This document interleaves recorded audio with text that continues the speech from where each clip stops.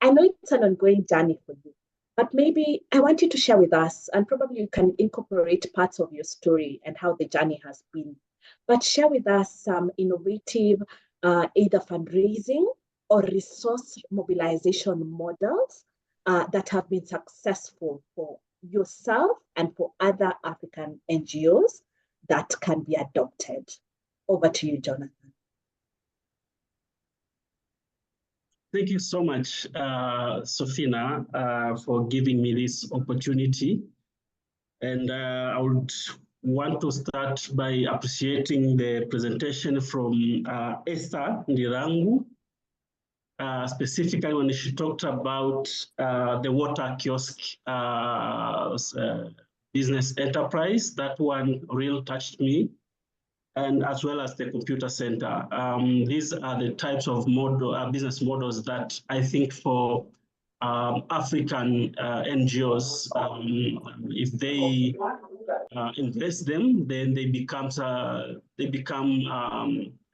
sustainable.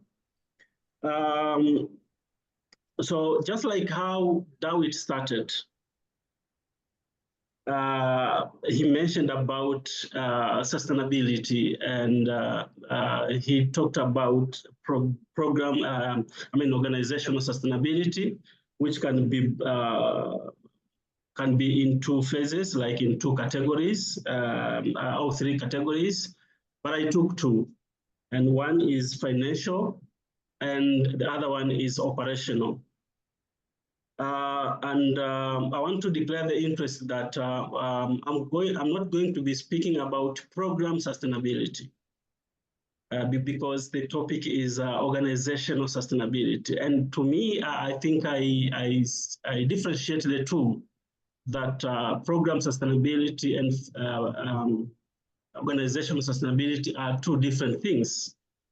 And it's probably easy to do the program sustainability, but it might be challenging to really focus on organizational sustainability, because most of the donors are less interested in that topic. And I speak this from experience that I have met a number of donors who have clearly stated that they are not interested in budget lines such as salaries or allowances to staff and travels. Their money, they want their money to go straight to programs.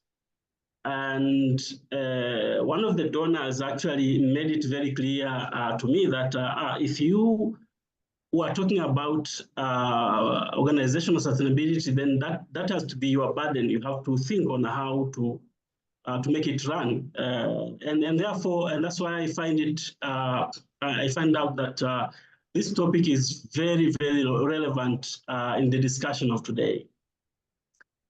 My background, I come from an international NGOs. And that was my first job before deciding to go to grassroots local-based organizations. And when I was joining the local-based organization, I thought the atmosphere would be like the INGOs. But unfortunately, the situation was in a different way. Having established Thubutu Africa initiatives, one of my objectives was to focus on making this organization be sustainable. Try to focus and put my mind to things that are not interested by donors.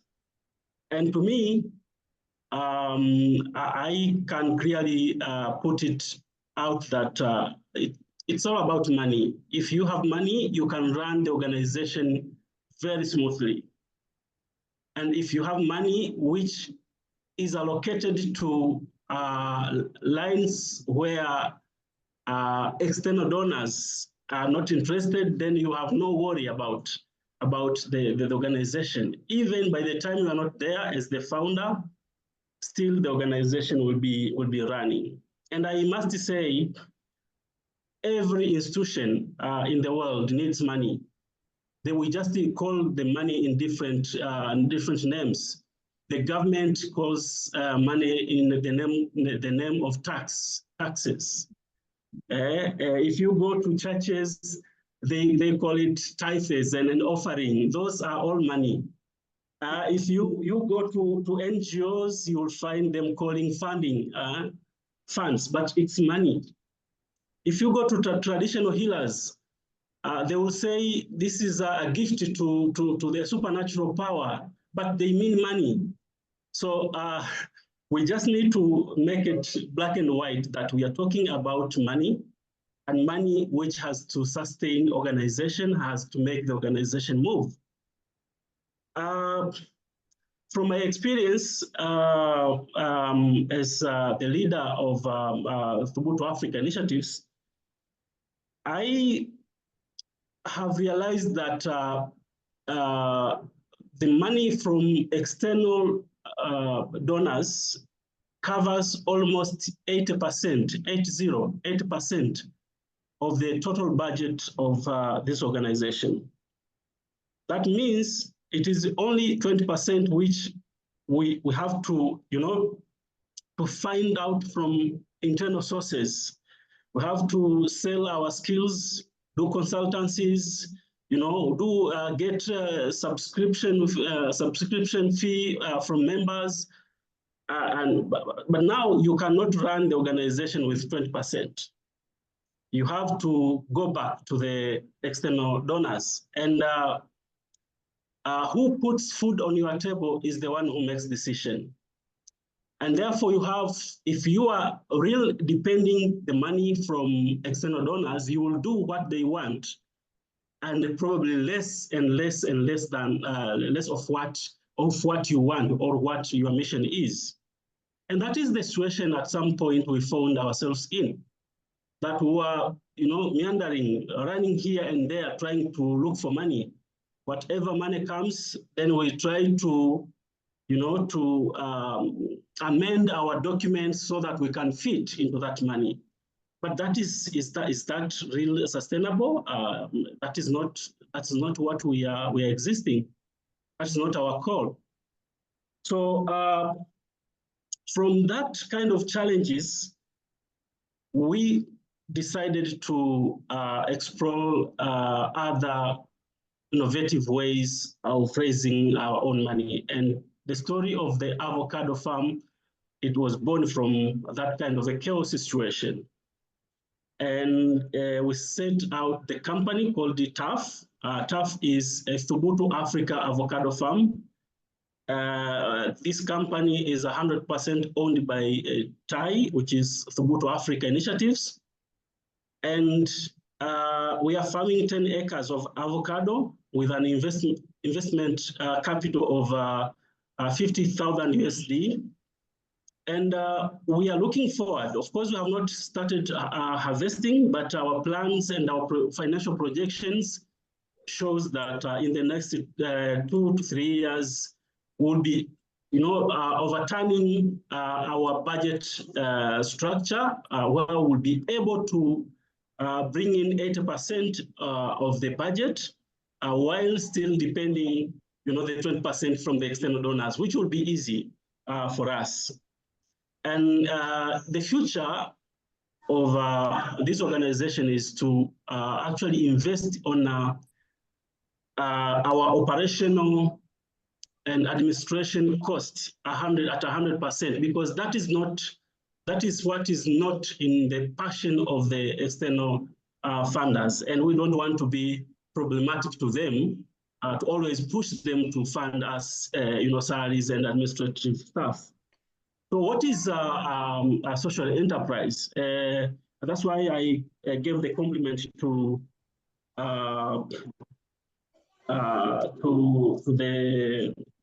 Esther. Actually, a social enterprise is just a normal business, just like other businesses. The difference is that you will be doing business with a social heart. you are doing a business with a social goal and a social passion.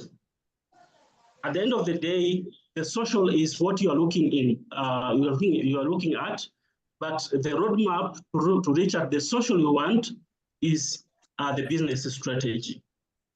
The other difference is that the profit or revenue which is generated from a social enterprise is not for sharing. So people in the organization who don't share, but rather you inject it to a social goal or a social mission that you want to accomplish. So the profit,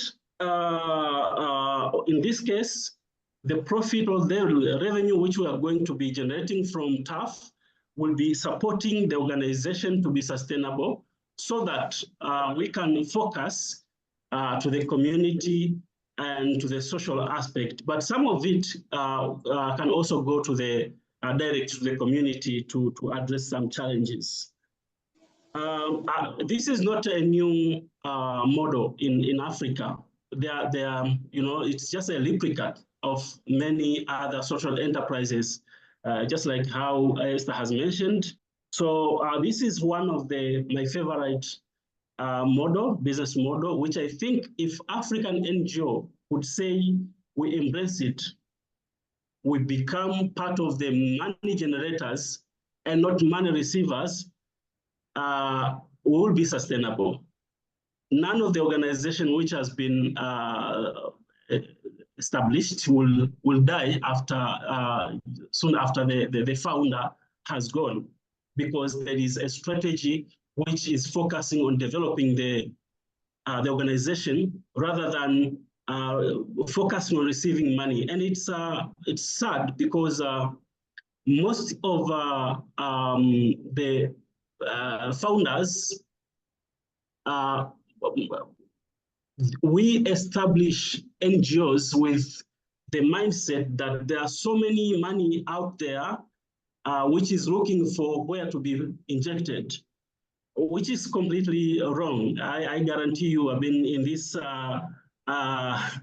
sector for a number of years. I guarantee you will get confused and frustrated.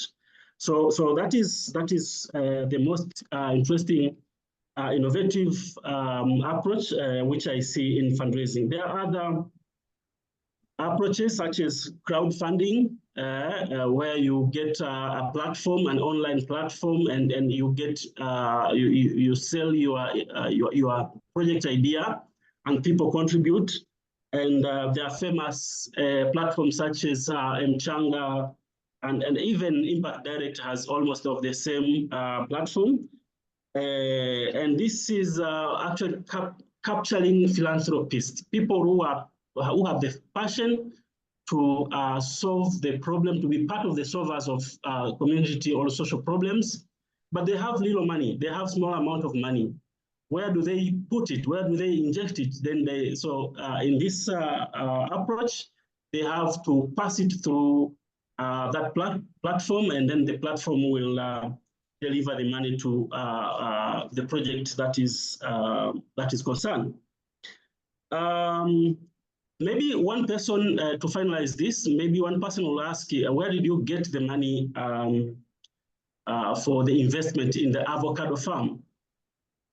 So one is the endowment fund. It is very fortunate that there are donors who are, they are attached to the organizational sustainability. They have a passion in that.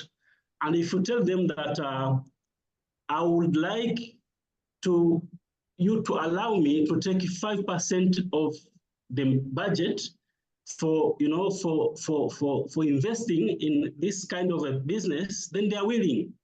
So that is one of the strategy which we normally use. We request for a small amount of money to be injected in the business. But another stream is the business angels, people who are willing to support you, and they have no interest in whatever you are going to be, to be receiving. And that is also another strategy which we used to accrue to put together the investment capital. But another one is what Sofina has said, it's a trust-based partnership. I have to declare the interest that I'm one of the partner of Impact Direct, and we are benefiting from this. And, we get money, and, we are not scrutinized, how we have used this money, how did you use, please bring the papers, because they have trusted already on what we are doing, and what we do is just to tell them that we have taken this amount of money to put it in the business. That's over. Let me end up here and wait for further discussion later. Thank you very much.